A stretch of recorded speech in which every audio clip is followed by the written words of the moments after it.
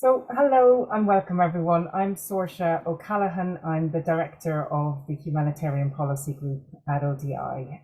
Welcome to our event on Sudan and the current conflict.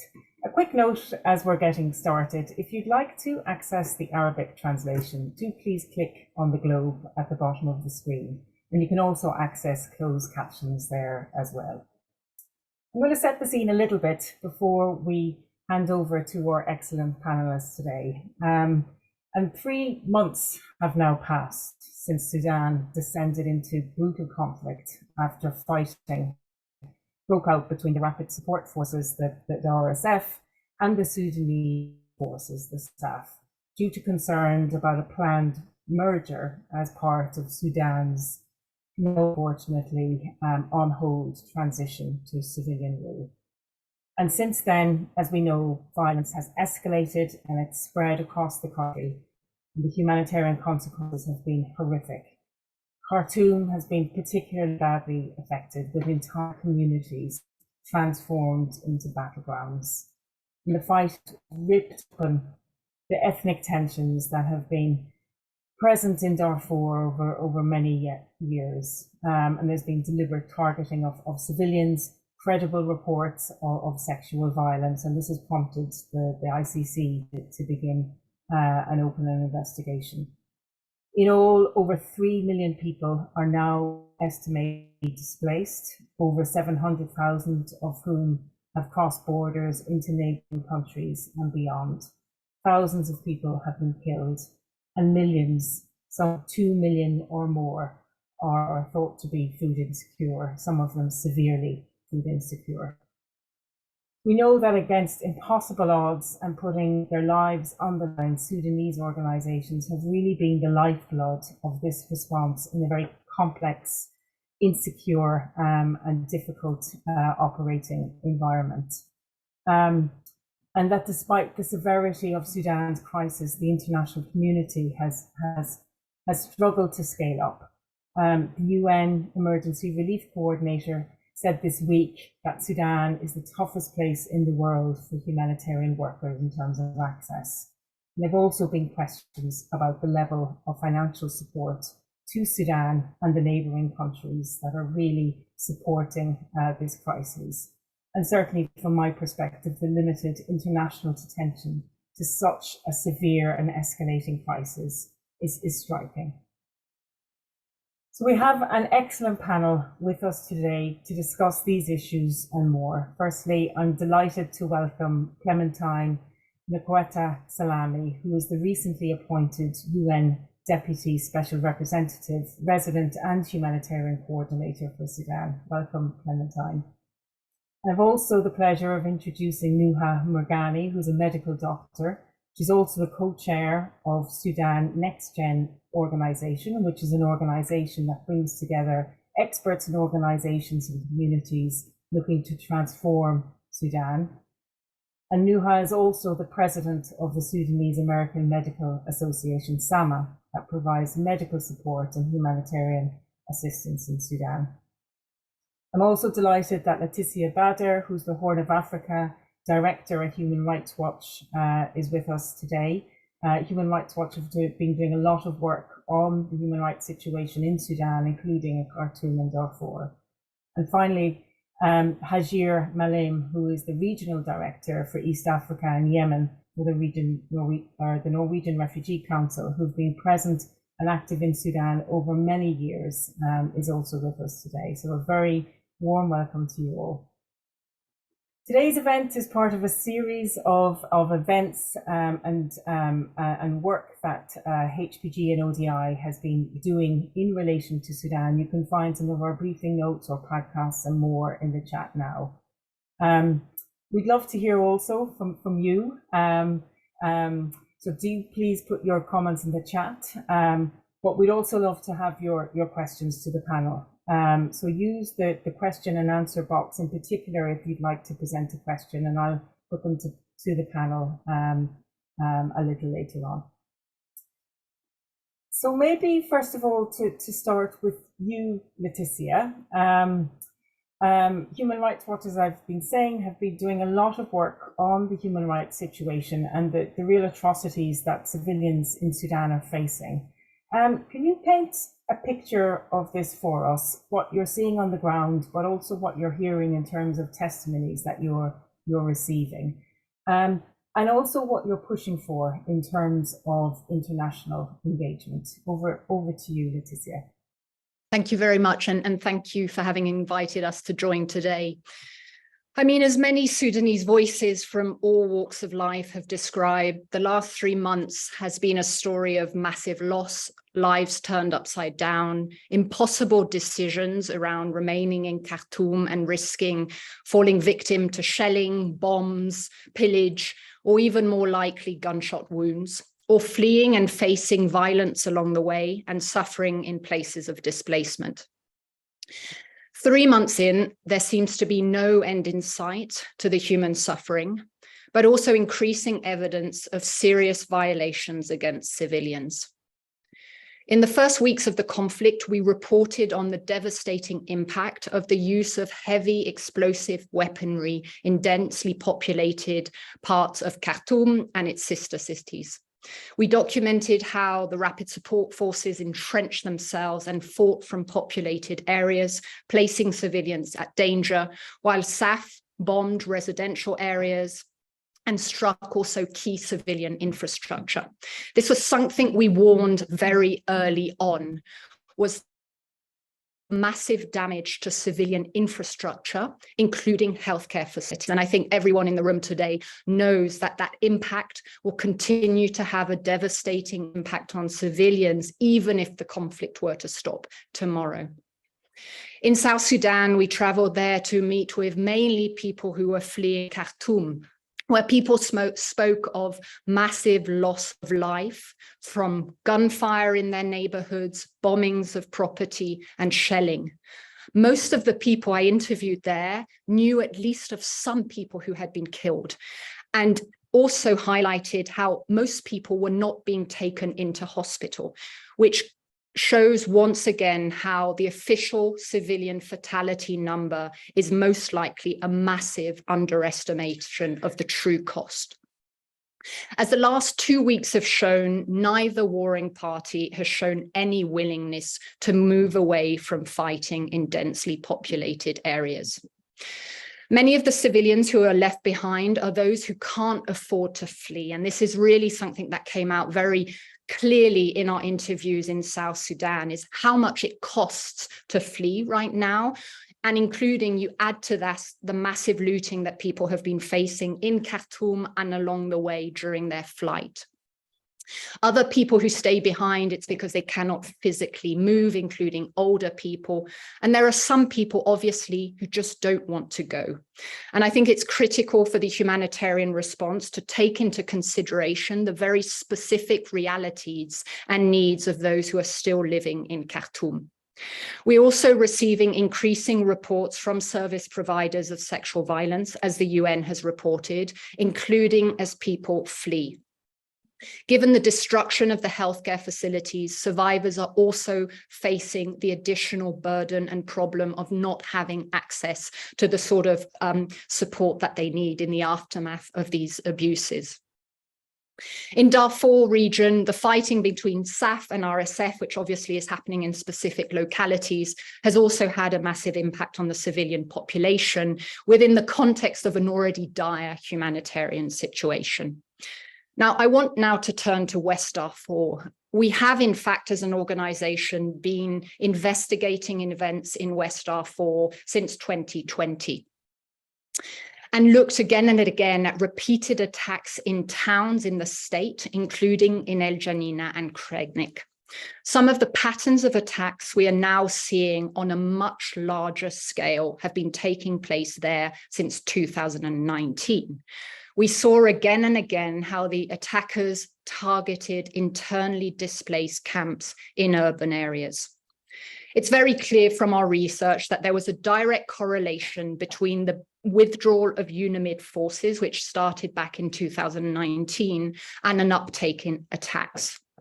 Our interviews with both Arab and Masalit communities there also pointed to the Juba Peace Agreement as having heightened tensions amongst the communities, with both feeling that their grievances were not being addressed. So as we all know, we were already speaking of a human rights and humanitarian crisis in West Darfur pre-April 2023. Communities there have been regularly ringing the alarm bell, but the international community, including the UN system, failed to respond to those calls. So our research found that West Darfur, since fighting broke out there on April 24th, has really seen some of the worst attacks on civilians in the conflict. Many could have been foreseen and predicted. Last week, we reported on events in one town, the town of Mestere. This is a medium-sized town of around 46,000 people, where preceding the attack, there had been fighting between rapid support forces alongside Arab militia with local self-defense forces of the Masalit. On the day of the attack, there were again some fighting between the two, but the Masalit were very quickly overfought. So what we saw was how the rapid support forces, and we spoke of thousands of forces, descended on the town, encircled the town, indiscriminately shot in the street, running after, following, pursuing Masalit men in particular. We documented the summary execution of 26 men, unarmed, hiding in schools alongside women and girls. Throughout the day, we also documented massive pillaging of the town, livestock, etc., and then the burning down of the town. This forced the community to flee.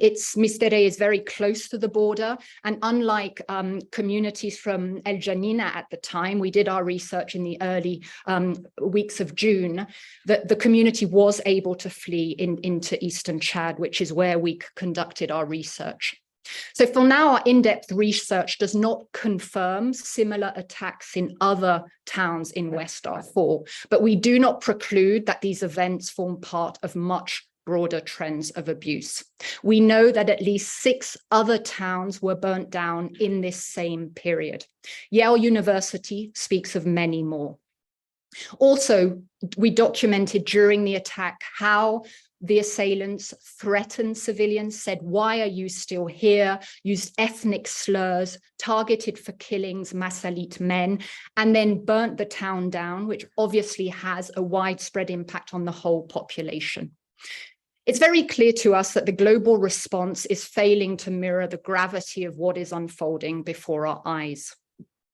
As the Sudanese social movement has been saying time and again, impunity is at the heart of the cycles of violence in Sudan. And yet repeatedly, the question of justice and accountability has been seen as too complicated and has not been central to the response.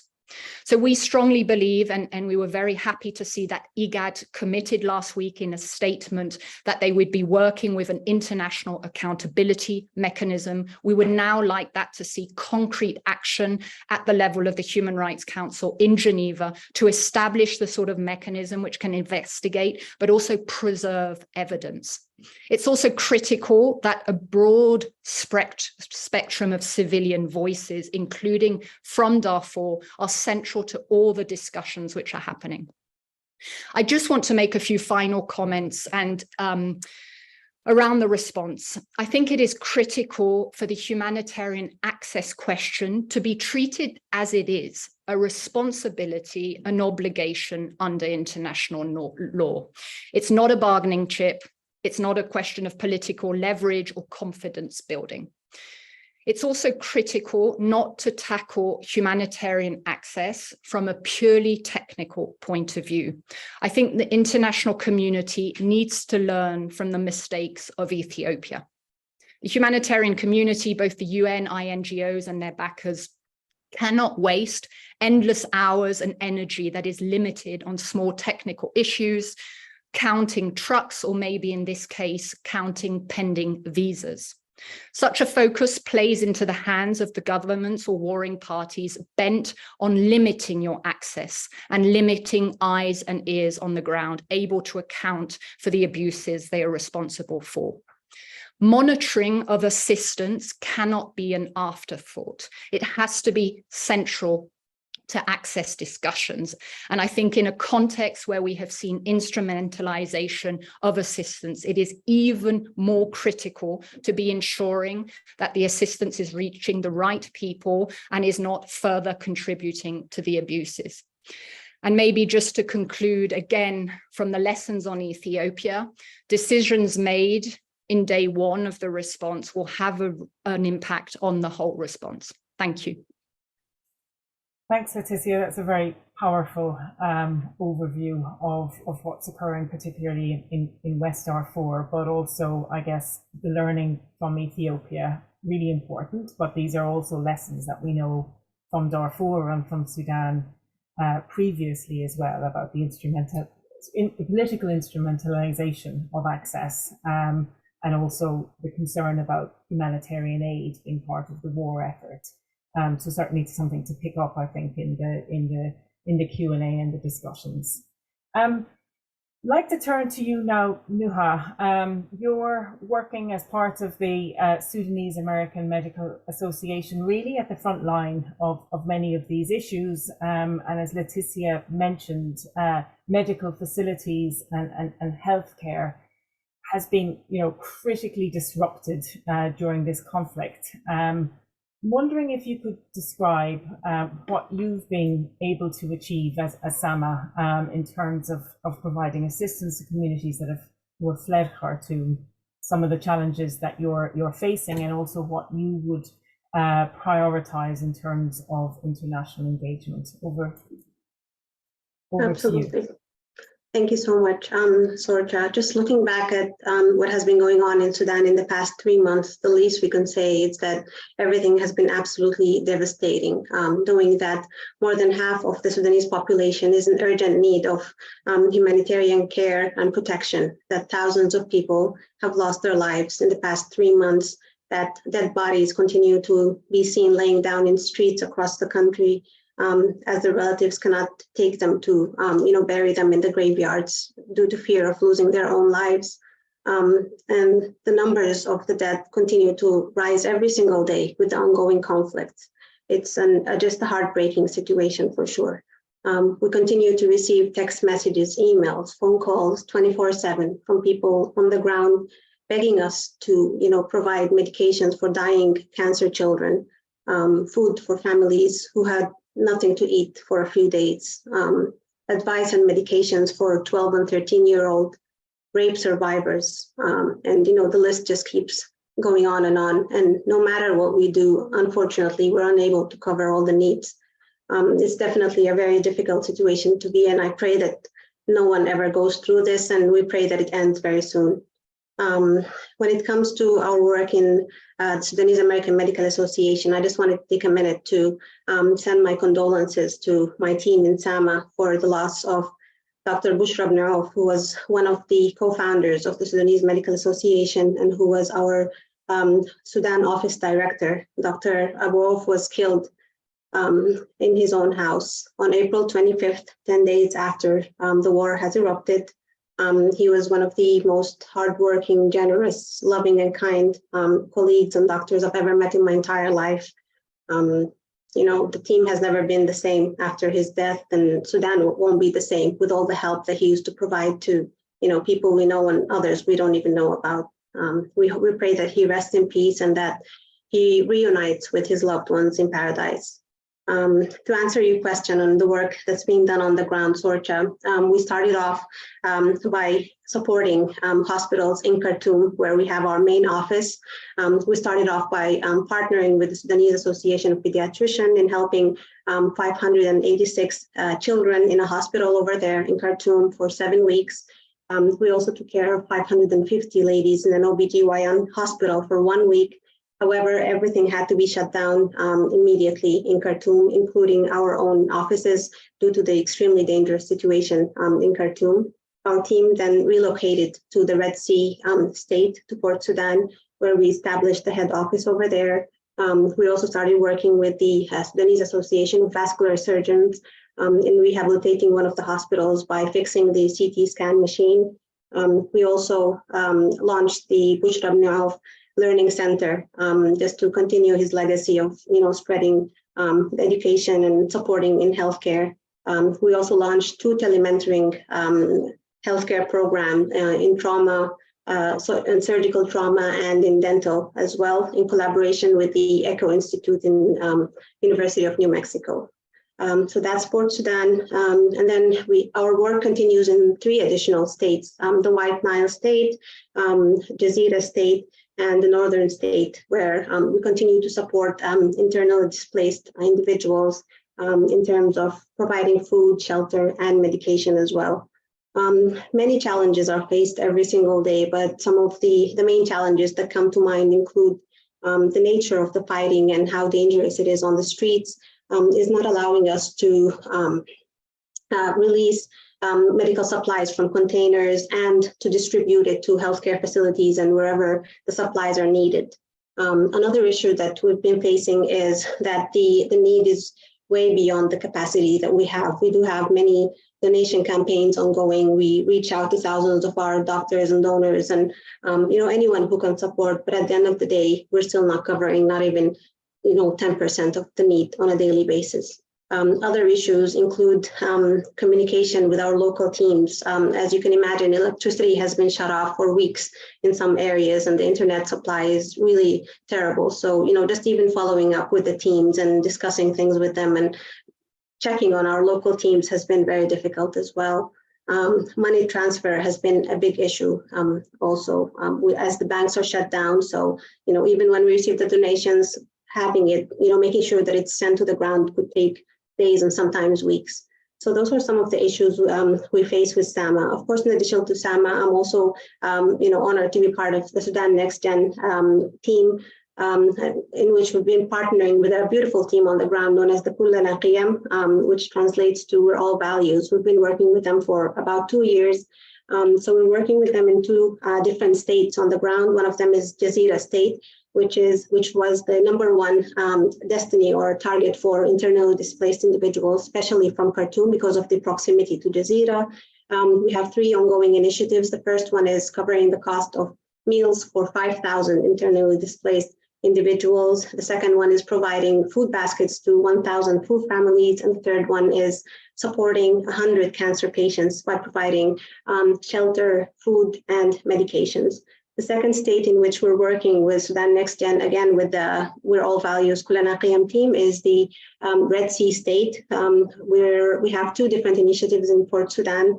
The first initiative is providing more than 1,300 nutritious meals for internally displaced children in locations that are safe and protected, where only children and healthcare providers can access it. And we've been partnering with the UNICEF, the Red Cross, and the World Food Program, in addition to additional local partners. This has started last week. The second initiative that we've had in Port Sudan is sending relief convoy to help in 3 smaller camps with 40 to 60 individuals in it, again, by providing food, medications, and shelter. Some of the challenges that we faced include the fact that the living conditions in these camps, is not ideal. There's no privacy. The restrooms are very limited. Unfortunately, there has been cases of sexual abuse. And again, unfortunately, there has been 1 case of suicide. We've seen reports of malnutrition and outbreaks, including cholera and malaria. Again, the money transfer continues to be a big problem for us. And then with the limited donations, as time goes, we've actually had the teams reach out to us from the ground several times, telling us that, if we don't receive anything within the next 24 hours, we are shutting down those camps. So it has been, it's nerve-wracking to say the least, but we continue to push and, we'll be here to support until the last minute. Finally, just when it comes to how the international community can help, I think the thing that stands out the most, and I'm sure Letitia mentioned that as well, is acknowledging the humanitarian crisis in Sudan. Unfortunately, we haven't seen the same attention given to Sudan and the Sudanese people that we've seen being given to other countries and to other citizens. We would definitely love for the international NGOs to, give this attention and to see more engagement and support from them. we do need global pressure to stop the war as soon as possible. The situation is extremely dangerous on the ground, and the danger will extend to neighboring countries as well. So we hope that this ends as soon as possible. Urgent humanitarian aid is needed. Prayers and donations are always appreciated. I hope we can share the donation campaign links in the chat if possible, or everyone is always welcome to visit our websites if they'd like to support in any way. Finally, if there's any way teams can help with money transfers, and we would like to encourage countries to please, welcome and support refugees. Just remembering that those are people whose lives have changed completely out of nowhere. They lost their loved ones, lost their belongings, their jobs and everything. So it would be really nice to support them in any way possible. Thank you very much.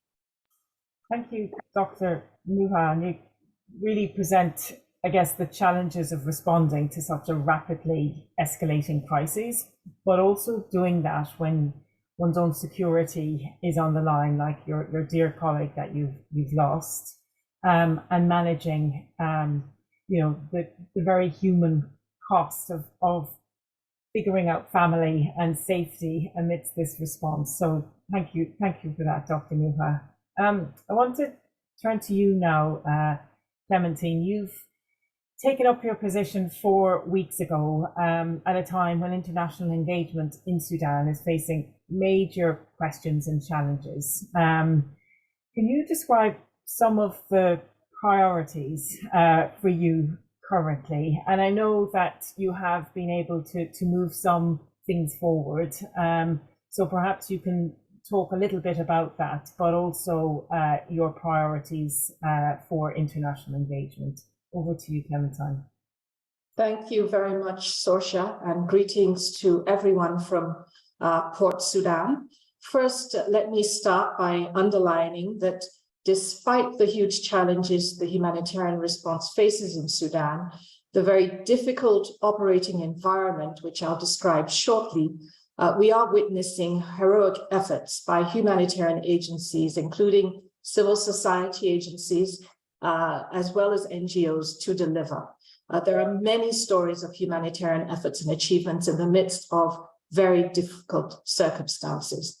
Now, since the onset of the conflict, UN agencies, frontline responders, civil society groups, volunteers, and humanitarian organizations have continued to bravely provide life-saving assistance where and when possible. 93 humanitarian organizations are providing assistance to over 2.7 million people across the country, and this includes life-saving assistance such as food, nutrition, health, water, as well as protection services. We've been able to reach 1.3 million people with the services that I've provided since the fighting began. We've also been able to shift over 30,500 tons of various relief items, mostly food, but also wash, shelter, health, nutrition, GBV supplies. We've moved them across the country. And this amount, I should say, is 50% of what we had prepared for the various destinations. At the onset of the conflict, the movements were not possible. After extensive negotiations, we hope to be able to move additional items as well as health supplies and seeds and food into East and South Darfur. I should say we are not present in Darfur. The UN is not present in Darfur. We are working through local networks that we established before the conflict, as well as new organizations that have come to the fore that we're able to support. We've strongly advocated for a cross-border operation from Chad. It's taken some time for us to get the clearances we need, but we've now received agreements, and we hope as early as next week, agencies will be able to, I would say, begin a cross-border operation from Chad. There'll be some gearing up required, but we are committed to start as quickly as possible. I should also say that as we deliver humanitarian assistance, we've also been able to distribute seeds to small-scale farmers. The importance of this being that the rainy season is about to begin, and we need to make sure that even at a small scale, farmers can plant, and this will prevent further food insecurity in the coming year. Let me move quickly to challenges. 3 months into this terrible crisis, the humanitarian response remains impacted by very important factors that limit our ability to scale up in various parts of the country. Bureaucratic and administrative impediments. And let me say, these are legacy issues. These are not new in Sudan. Humanitarian development actors who have been in the country for decades now have all had to confront some of these challenges. It is compounded by the conflict and the fact that over this time, we've not been able to really make any significant movements. And here we are in the midst of a crisis, trying to see how we can chip away at the edifice and how we can try and see to move things forward. Now, one of the main factors limiting access around the country is the ongoing violence. There's active fighting in many areas, mainly, of course, in Khartoum, Darfur, and the Kordofan regions. The fighting has pushed, as we all know, millions into a state of desperation, and at the same time, the insecurity prevents humanitarian actors from reaching out to those areas with humanitarian assistance. I mentioned bureaucratic impediments. Let me come back to that. There are delays in visas, delays in travel permits. We are confronting lengthy customs clearances, and we've asked the authorities, and this was the request made by the Emergency Relief Coordinator, to issue a moratorium on these administrative processes to enable the movement of people and supplies at the speed and at the scale required to address the needs. As you all are aware, the declaration of commitments that was signed by the parties to protect civilians and guarantee safe passage of humanitarian aid in the country has not been respected. Now, this was signed in May, and at the same time, it underlined the importance of all parties to abide by international humanitarian law, human rights law, as well as international refugee law, to facilitate humanitarian action to meet emergency needs of civilians and to respect humanitarian workers and assets. The parties have not adhered to these international obligations, and we continue to push and to urge them to do so in a way that would allow us to undertake our work unhampered, but more importantly, protect civilians from some of the attacks that they're confronting, as well as the attacks on civil infrastructure. I should also talk about the looting. Tragically, we've lost 18 aid workers since the beginning of this conflict, and many have been injured. Our warehouses, 47, have been looted. Our offices, 81, have been looted. And we've lost count of the vehicles that we had and that would have been used for this humanitarian response. They've all been looted, and we can't account for many of the vehicles we left in various parts of the country. Just to give you an example, the looting of the warehouse in Al Obeid contained food that would have fed 4.4 million people. We lost our entire stock. All of this is hampering this capacity we have to scale up and to deliver. Some of the logistical challenges have already been mentioned. Telecommunications, intermittent services in part of the country, making it hard to monitor, as well as to remain engaged with some of our partners in some of these very difficult locations. We're also struggling with capacity, the capacity of our partners, implementing partners, to scale up. Many partners had to relocate due to operations, due to insecurity, I should say, of their operations. Many national and international staff have been displaced. Some are in the country. We're trying to identify them and repurpose them and use them. But many of our national staff have left the country. They are in neighboring countries, and therefore we have serious challenges in relation to capacity. In terms of logistics, as I mentioned, our transportation, our assets, our cars have been looted. We're now reliant on commercial transporters. We have to negotiate every day.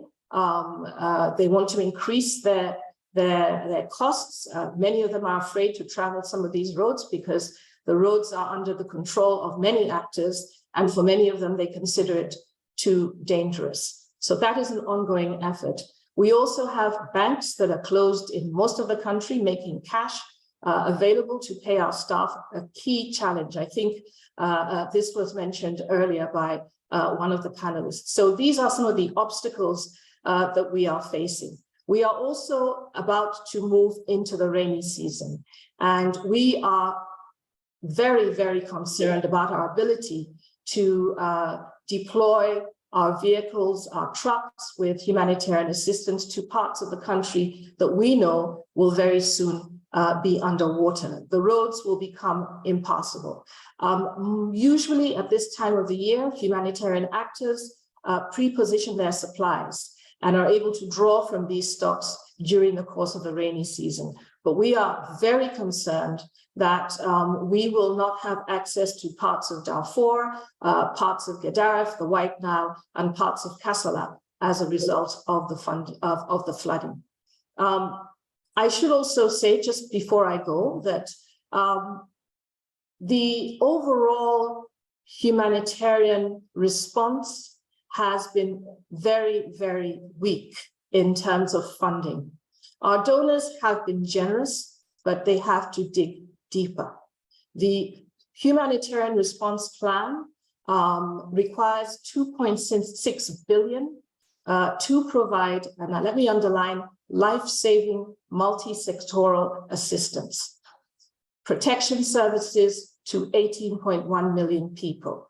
We speak, as I speak, it is 23% funded. As I said, donors have responded, but they need to dig deeper. I'll stop there, Sorsha. Back to you. Thank you. Thank you very much, Clementine.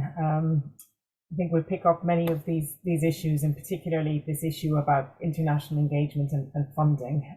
But I want to turn now to you, Hajir. You're the regional director for NRC, and NRC is an INGO that's been present in Sudan for very many years, both responding across the country, but also being an active advocate on the crisis and on the conflict. Can you tell me what some of your key operational priorities are currently, Hajir, and in particular some of your advocacy priorities?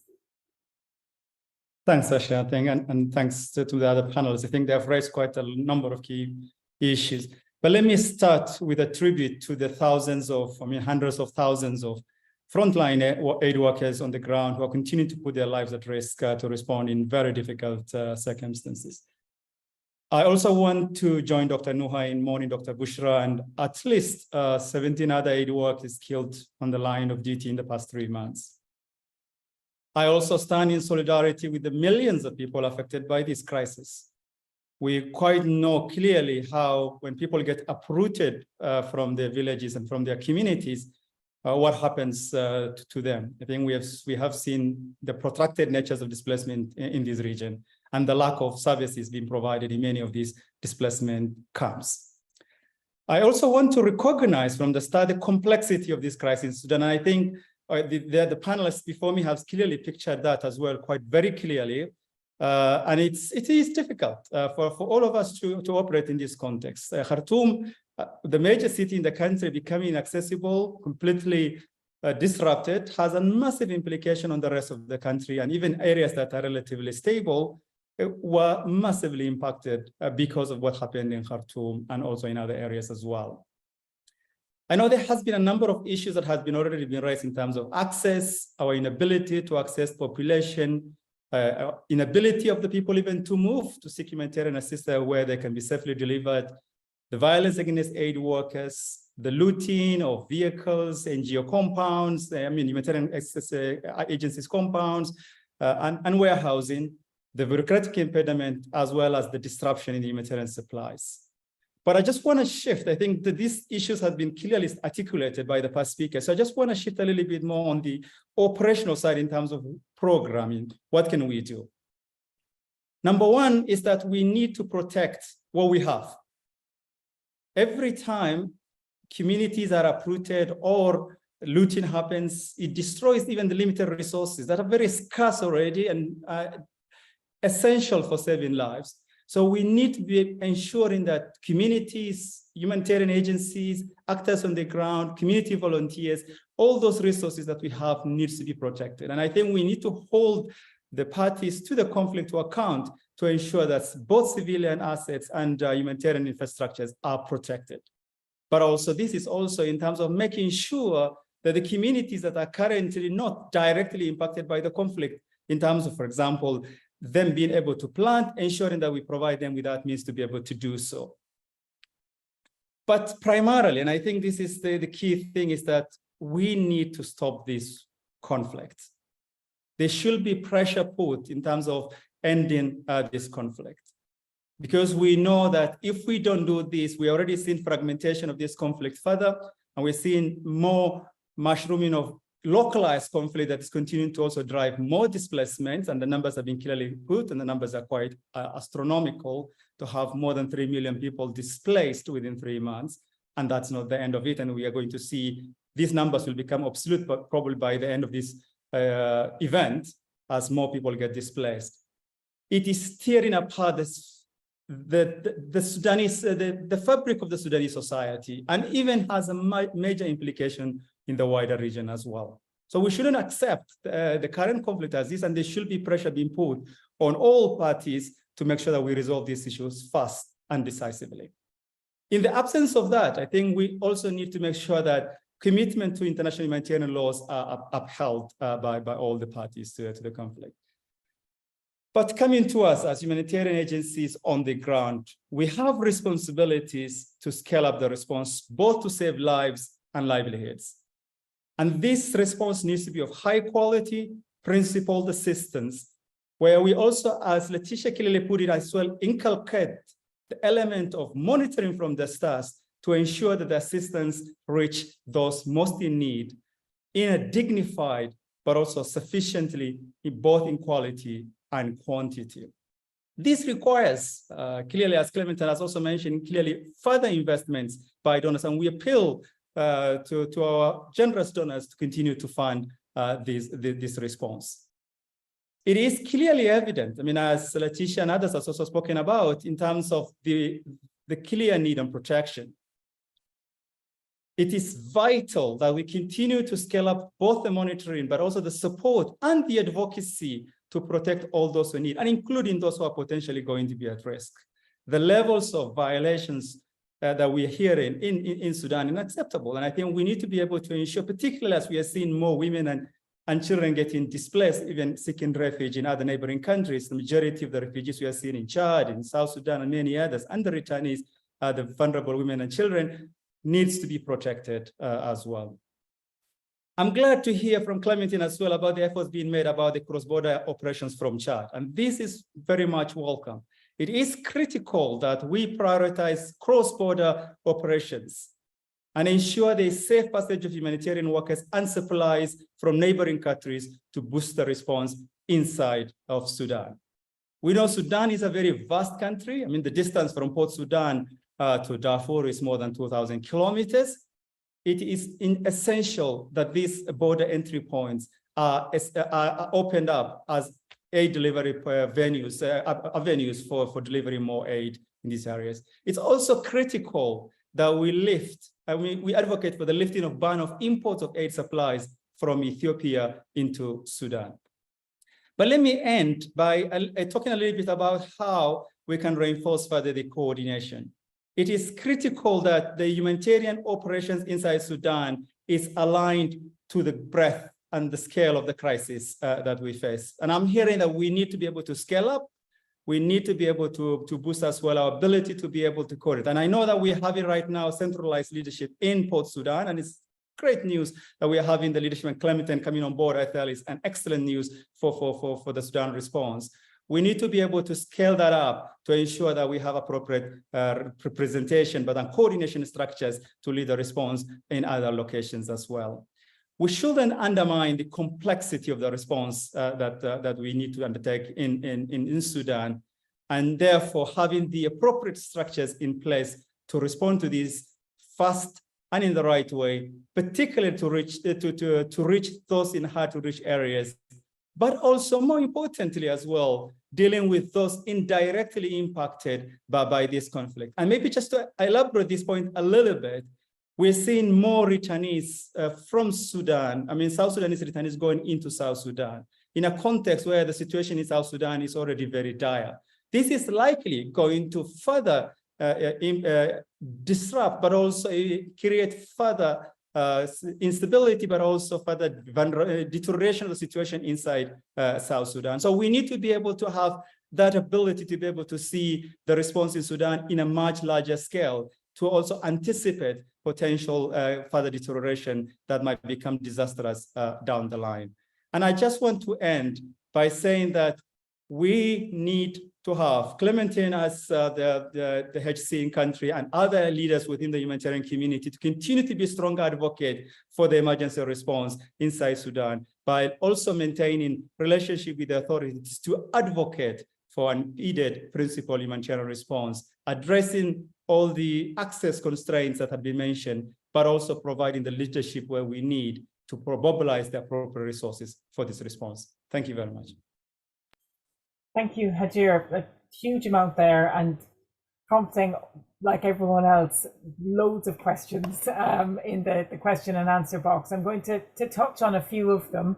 There's been a lot of questions around the interplay between access, looting, the war economy, and humanitarian response, and how to, I guess, this issue that Leticia mentioned in her opening remarks, how to make sure that there is an understanding that that access and humanitarian response is part of the political and military effort, and how to make sure that we're not moving forward just on a technical basis around counting trucks and counting how many aid workers have been provided visas, and coming up with a strategy of managing these difficult negotiations, but understanding that this is part of a whole kind of political and military process.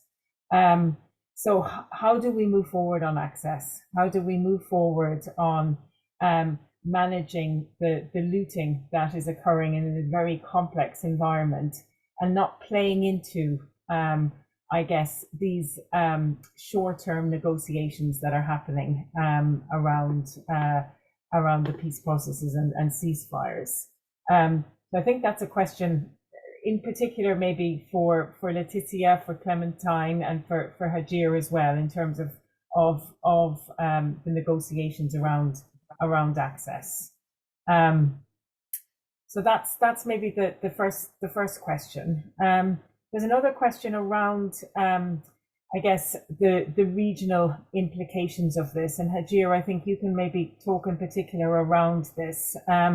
We know that there are, some of the borders are being closed, and there's threatening about that. But we also know how challenging it is to respond within the country, and that cross-border responses are going to be more and more important. How do we work with neighboring countries to make sure that they do keep open their borders, and what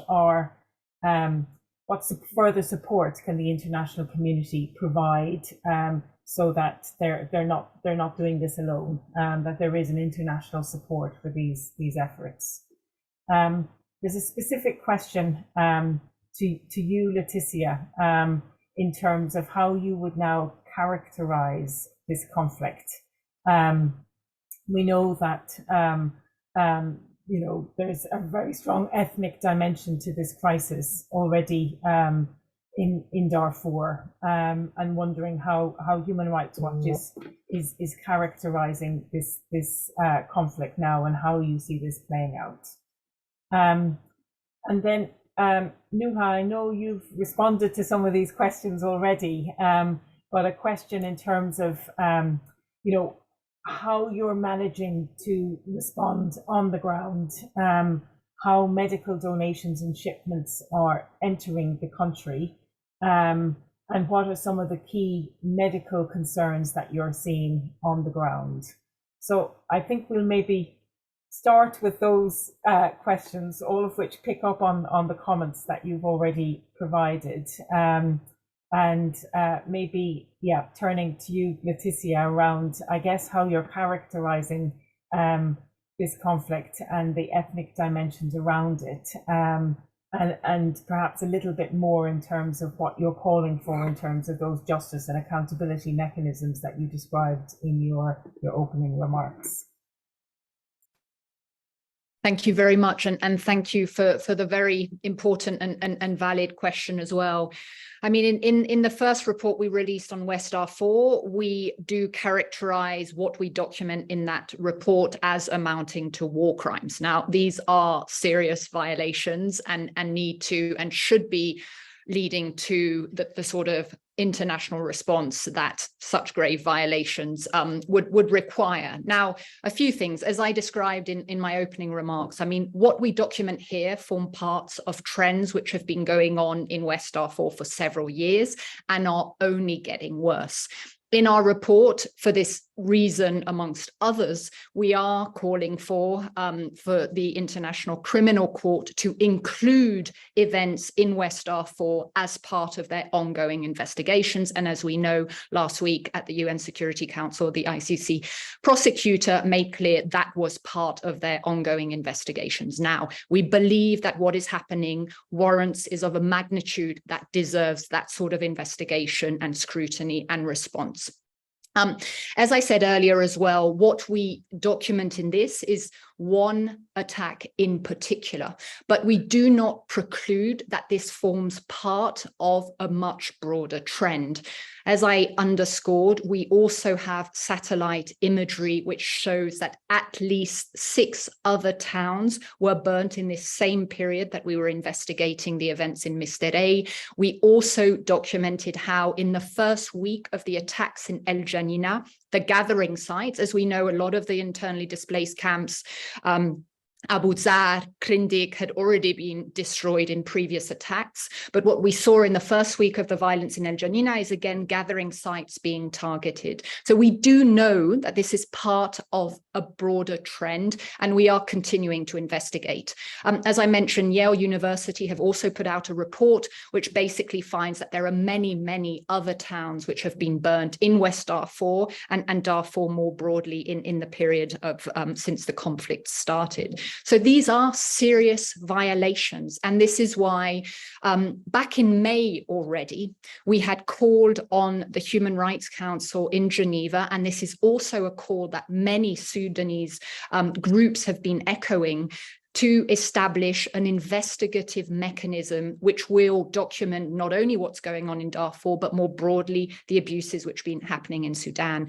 As we know, if there is one context where the cycles of impunity are directly related to where we are today, it is Sudan. Unfortunately, the special session failed to lead to the sort of establishment of the mechanism we believe is warranted, and we are going to continue to push. And this is again where I mentioned the important commitment made by IGAD in their statement last week around cooperation and work with an international mechanism. Now we need to see that mechanism being established, because this is the time where those sorts of investigations need to happen. The ICC has a very specific role. Also, longer term, medium term, there is a need now for ongoing investigations into a whole range of violations. We're talking about also in terms of humanitarian access, targeting of the humanitarian community as well. I mean, just to come and obviously I would like to hear from other speakers much more on this, but on the points I was making around the risk of getting caught up in the technical details. Of course, that is going to be central to some of the discussions. And, you know, it was excellent to hear from Clementine that there are discussions around a moratorium. But I think what is critical here, and what that the international community failed to do in Ethiopia, is divvy up responsibilities. The bigger picture, the strategy, the international responsibilities that warring parties have in terms of humanitarian access, those discussions need to happen at the political high level. And that needs to be the priority of people, of political actors, to be continually framing what we're talking about from that point of view. The technical discussions are going to happen at the more localized level, at the more national level. But what is important is that we don't see the whole humanitarian engagement on these issues basically focus on these technical details, minutiae. As we've seen, and I think as you mentioned as well, this is something which the Sudanese authorities have an expertise in sort of asking for more details, how many visas, where are the obstacles, etc. And I think what is critical is that the political discussions take the bigger picture into account and continue to frame the access questions from a bigger picture and not in terms of the kind of technical everyday discussions, which are also obviously going to have to happen. Thank you. Thanks, Leticia. Dr. Nuha, I want to turn to you next, maybe to talk about the realities of getting medical supplies into Sudan as one point, and I know you've answered it on text, but maybe we can hear from you. But also we've had a question, and I think it's particularly important for you, that how we make sure that, as we're talking about the international humanitarian aid needing to scale up, how can it do this in a way that empowers, Sudanese civil society and informal civil society, resistance groups and others that are responding on the ground that were so essential to power sharing before the 2021 coup? So how do we make sure, I guess, first of all, a practical question about getting medical supplies into the country, but also how we make sure that any scale up of an international response is really empowering Sudanese civil society. Over to you, Nuha. Thank you so much, Sorcha. So starting off with the first questions with the medical donations and shipments being able to enter the country, as I answered in the chat, it has been an issue from before. On behalf of SAMA, we have sent a container that's full of medical supplies that has been stuck in Port Sudan since last year. Unfortunately, we were never able to release it. It just goes into offices and, a lot of complicated things happen, and then it just never came out. So this has been an issue from before. And as you can imagine, the situation is much worse now. On behalf of SAMA and Sudan Next Gen, we were never able to release any supplies that have been sent to Sudan in the past 3 months. We tried in so many ways, but it never worked. What we've been doing is we do reach out to, personal friends and experts and healthcare providers in nearby neighboring countries to see if, the medications needed are available.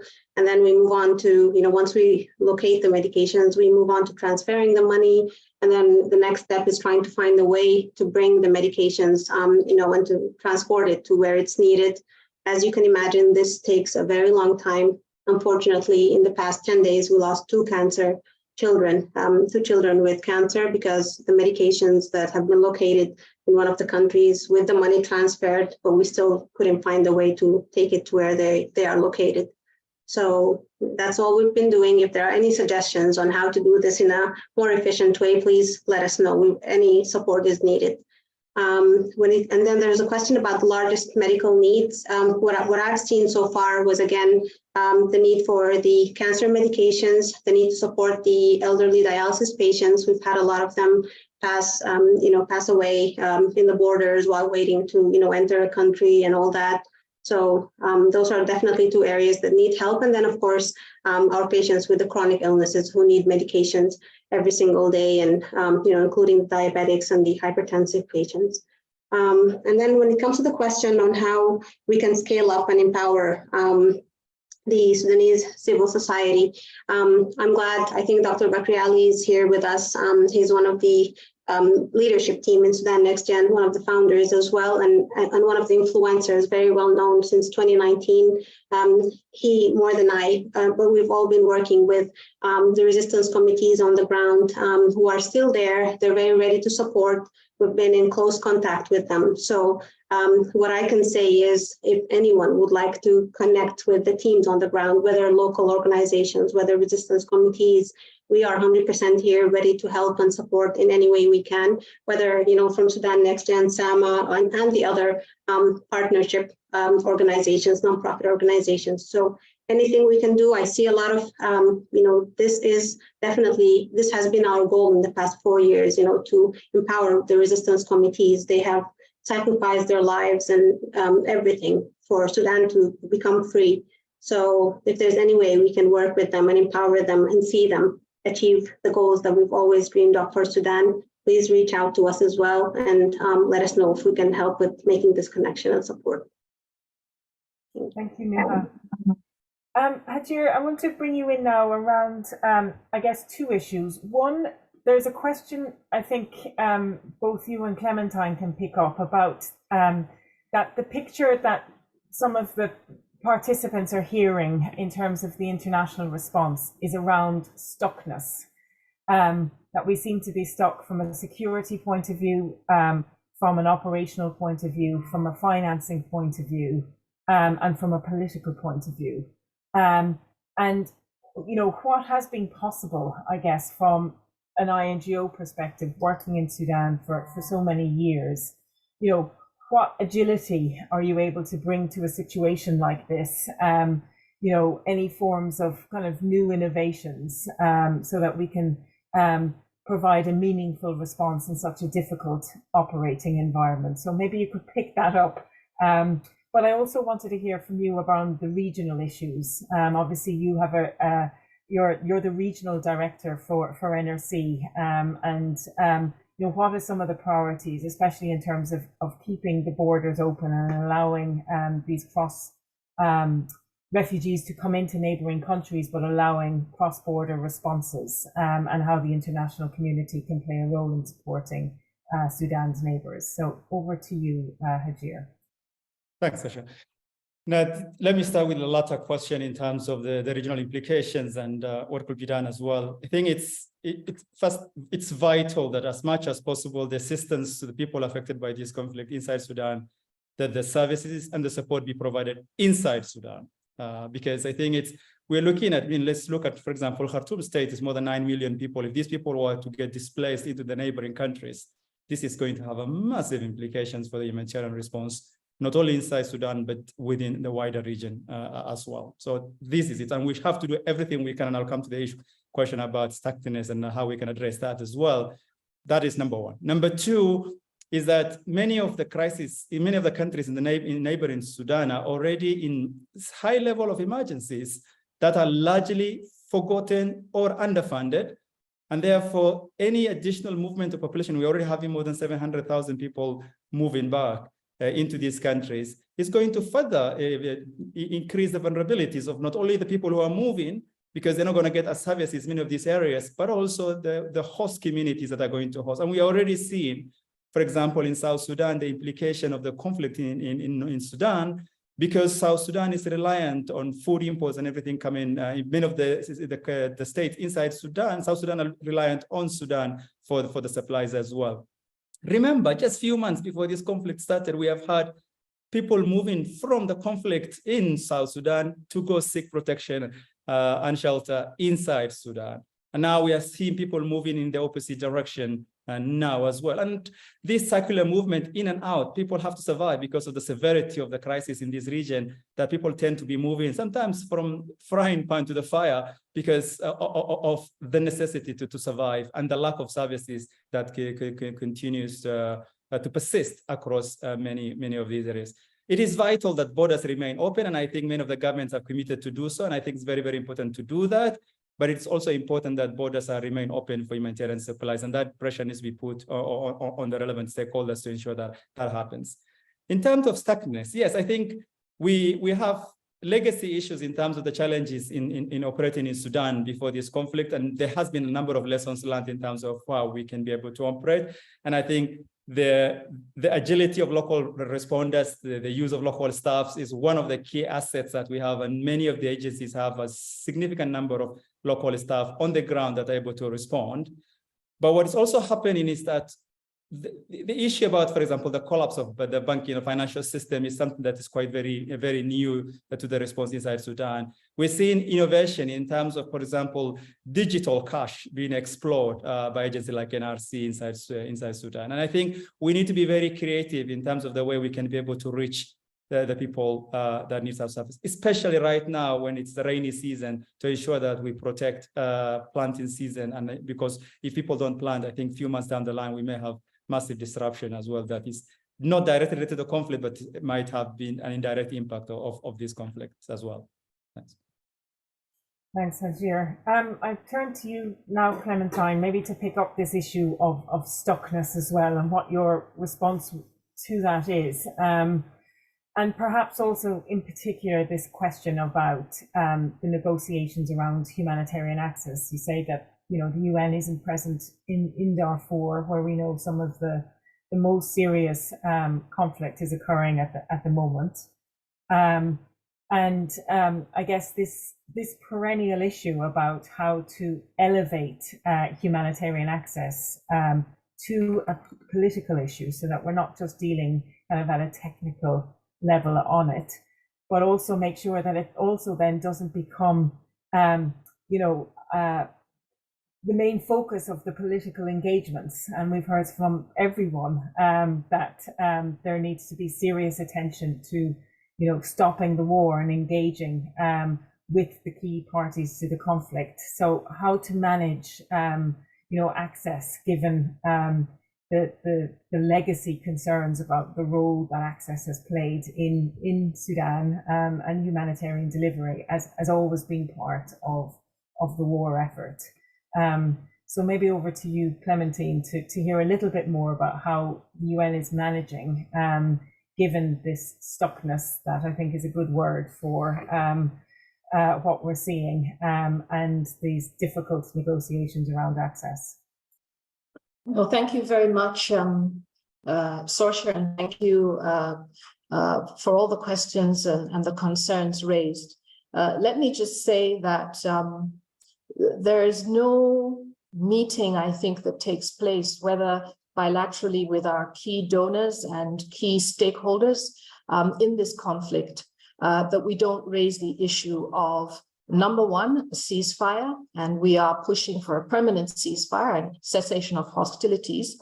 And of course, number two, the lifting of all these bureaucratic impediments. So in as much as we do have teams of people negotiating on a number of fronts here in Sudan, we are also trying to make sure at the political level in each of these meetings, and Martin Griffiths, the emergency relief coordinator, has attended initially the Jeddah meeting, the Jeddah platform launch, and secondly, the IGAD.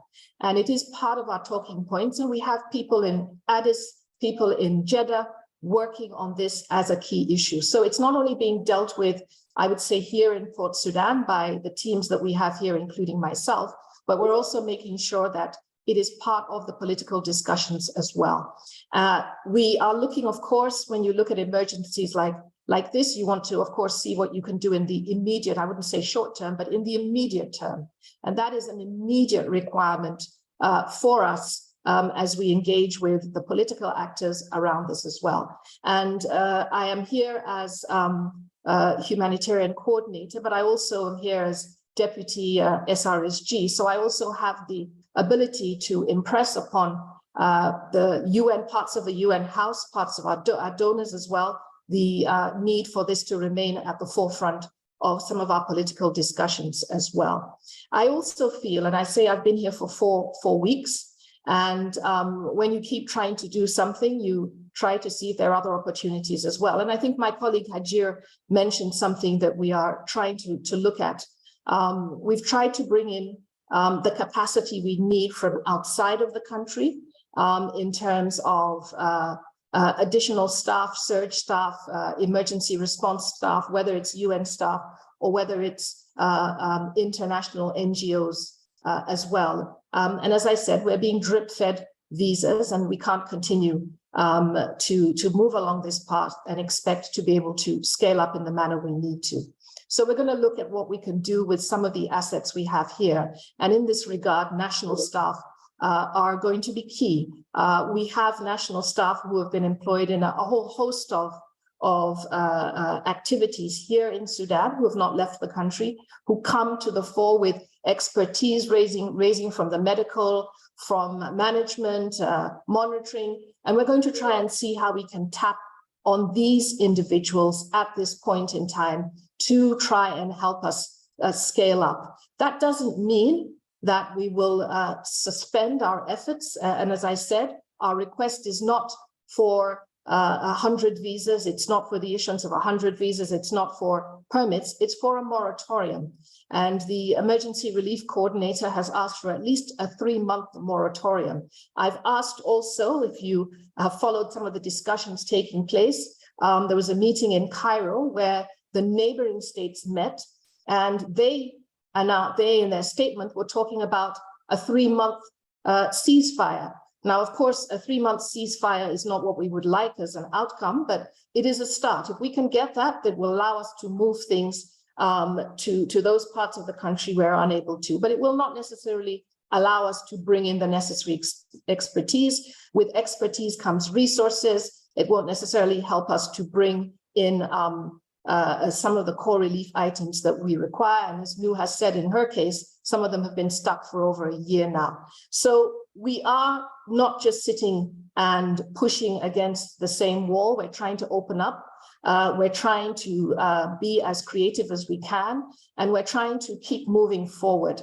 And as I said, if we can't do it through new people coming in, let's see how we can repurpose the people we have. And we're compiling lists of staff, not only UN, as I said, but beyond UN, sometimes embassy staff who have the expertise. Let's use them, and let's try and strengthen our presence on the ground and our ability to ensure not only a response for the people, but also a quality response in relation to the standards we've set for ourselves. So just to say that we are trying to harness the political platforms and the political negotiations that are taking place in the same way.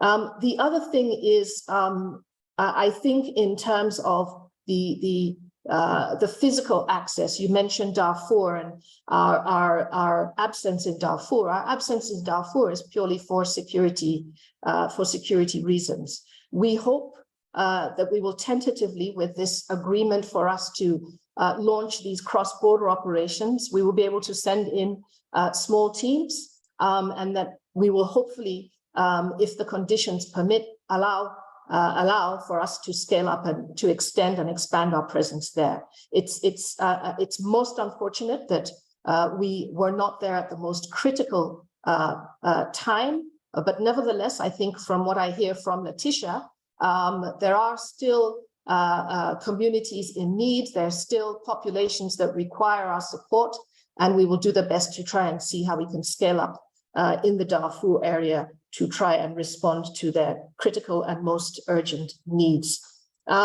I don't know if I missed anything, Sorsha, in terms of the questions you asked me. Allow me just to speak quickly about the regional dimension and also the financial side of things. I think that has come up as well. I've said to my colleagues here in the agencies, to OCHA, that we need to try and figure out why the response has been so poor, and to try and not only focus on traditional, but also non-traditional donors as well. We have concerns, even as we speak about Darfur. I've been in this region now for 4.5 years, so I know very well the challenges that the neighboring countries face in terms of the existing refugee populations that they have, not to talk of this additional caseload that is newly arrived and which is urgently in need of emergency support. Just to say, the average stay in asylum in the region is between 8 to 10 years. So all those that cross will continue to remain in asylum countries for that period of time. But my big concern is Chad. Chad has received the largest influx, second to Egypt, and the financial situation is dire. If we are able to support Chad, it will strengthen our ability to support those in Darfur. It would be quite tragic for us to move humanitarian items through populations that are themselves in need of humanitarian support. And so my appeal when I engage with donors is not only to lobby for Sudan, but to lobby for the neighboring countries as well, not only in terms of resources, but also in terms of advocacy, in terms of keeping the borders open, but more importantly, in terms of meeting the needs of these governments and the partners on the ground to respond to the emergencies that they are grappling with at this point in time. I give you back the floor, but if there are any questions I forgot, please let me know. Thank you, Clementine. I must admit, I've left everyone run on for longer because I think there's so much to cover in this discussion, and actually we could go for the whole afternoon. People are still online and with us, so I would like to do one more round, but really just to focus on, and it's a very difficult question, but what would your first priority be in terms of pushing for international engagement and to ensure that there's a, as you call it, a quality scale up, Clementine, in this response, whether that's from a political point of view, from a human rights point of view, from a humanitarian point of view. I'll start with you. What's your first priority?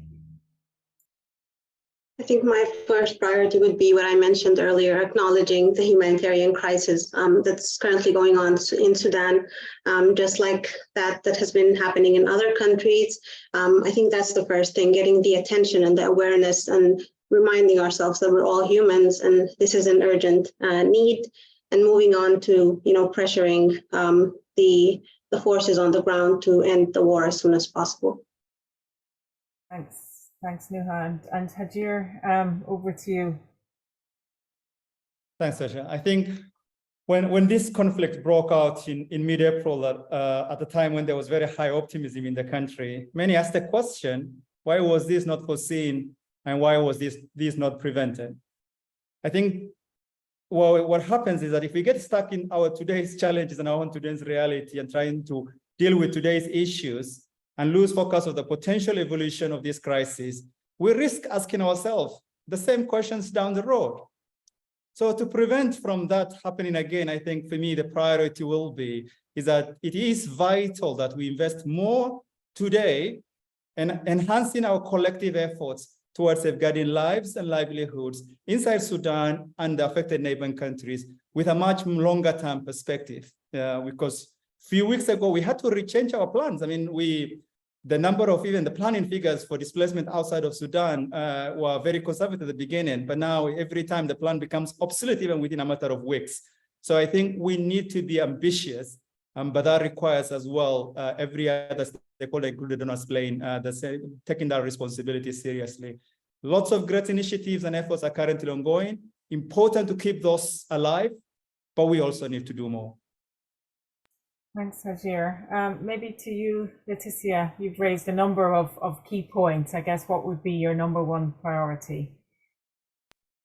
Well, I think that's an impossible question, and we're not very good at saying just one recommendation. But I think maybe in some ways, and to the point Hajir has just made, is we believe, if we think about what our theory of change is, and what we need to see is a shift in the behavior of the warring parties who were previously the political actors, etc. And so from our point of view, of course, there needs to be robust measures to prevent them from being able to continue to harm civilians, to continue to obstruct humanitarian assistance, and continue these trends. And I think it is obviously easier for us from where we sit to think maybe slightly more medium term, but it's very clear that we will continue to see these cycles of human rights and humanitarian crisis if the behavior isn't forced to change. And I think at the moment, that's why we need robust measures. And we're obviously calling for the sanctioning of individuals at the highest level. We're talking about robust measures to prevent their access to ongoing armament. So there's a whole range of instruments the international community could be using, and at the moment are only using half-heartedly. And I think that's where we really think there needs to be a priority. Leticia and Clementine, to you, I know your bandwidth is a little bit more difficult, but if you can, the last word.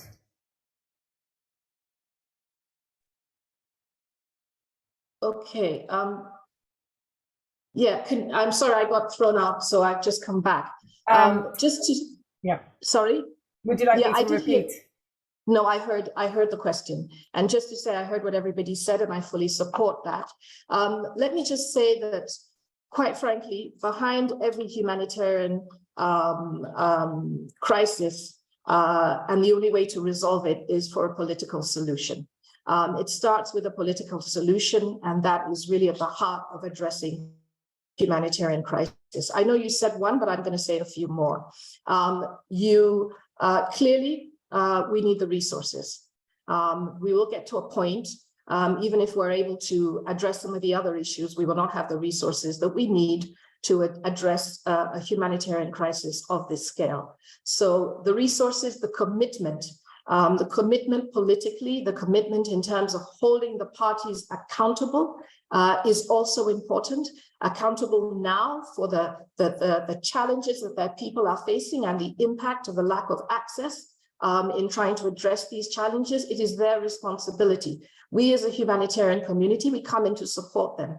Therefore, they have to do what is right and allow us to support them and access the populations and give them the support that they need. Last but not least, access is of course key. Without access, we could do very little. We have come up with alternatives. I'm not sure how those alternatives will give us the impact and the outcome we need, but we will put them in place. And I'm open, as are my colleagues on the ground, the agencies, the partners, to any ideas, any creative ideas that can help us in terms of trying to achieve these outcomes. So just to say thank you very much. I'm here, but I remain available and accessible as well. Thank you all very much. A huge thank you from me. I'm not going to try and sum up. We're all already over time, but it's been a tremendously rich conversation. I think it behoves all of us to keep eyes on Sudan, as the tagline goes, because we can see just this, it's now a protracted crisis of epic proportions that is affecting millions of people within Sudan and its border areas and beyond. It requires, as Clementine has mentioned, real political and sustained engagement. It requires accountability and international pressure to put pressure on the warring parties to change their behavior, as Leticia mentioned. We need to ensure that there is access within Sudan, but also international support to actually deliver meaningfully on the ground, and to ensure that there's a higher level of humanitarian engagement in this crisis to support the national Sudanese responders that have really been the backbone of the response, but also international agencies like NRC and others that have been engaging. So thank you all for joining us. Do please stay engaged. There's a number of links that have been provided in the chat to the work that Nuha and others are doing on the ground. This event has been recorded and we will be promoting it. We know that people will be listening back to it. Thank you all for your questions. Apologies that we couldn't address all of them, but I know many of our panelists have been engaging in the chat as well. So thank you once again to Nuha, to Leticia, to Hajir and Clementine for your time and really insightful perspectives today. Thank you all.